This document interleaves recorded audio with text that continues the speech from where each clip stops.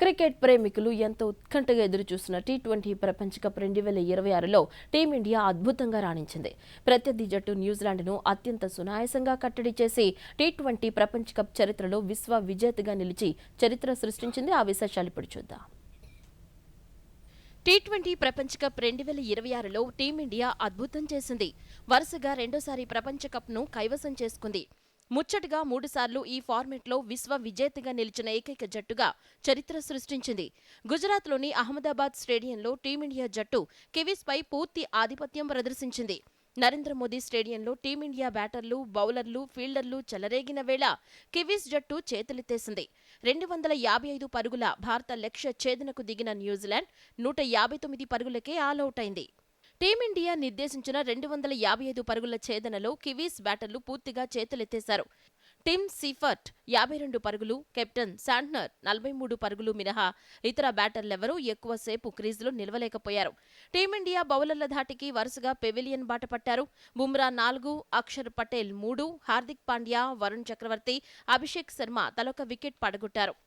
ఆదివారం రాత్రి 7 గంటల సమయంలో ప్రారంభమైన టీ20 ప్రపంచ కప్ ఫైనల్ పోటీలో టాస్ ఓడి బ్యాటింగ్కు దిగిన టీమిండియా బ్యాటర్లు విధ్వంసం సృష్టించారు. కివీస్ బౌలర్లకు ముచ్చెమటలు పట్టించారు. అభిషేక్ శర్మ 52 పరుగులు, సంజు శాంసన్ 89 పరుగులు, ఇషాన్ కిషాన్ 54 పరుగులతో చెలరేగారు. ఆఖరిలో వచ్చిన దూబే 26 పరుగులు చేశాడు. ఈ క్రమంలో టీమిండియా 5 వికెట్లు కోల్పోయి 255 పరుగులు చేసింది. కివీస్ బౌలర్లలో నీషం 3, రచిన్, రవీంద్ర, హెన్రీ తలొక వికెట్ పడగొట్టారు. కాగా భారత ఓపెనర్లు సంజు, అభిషేక్ ఆకాశమే హద్దుగా చెలరేగారు. దీంతో టీ20 ప్రపంచ కప్ చరిత్రలో 50కి పైగా స్కోరు సాధించిన ఓపెనింగ్ జోడీగా భారత స్టార్లు నిలిచారు.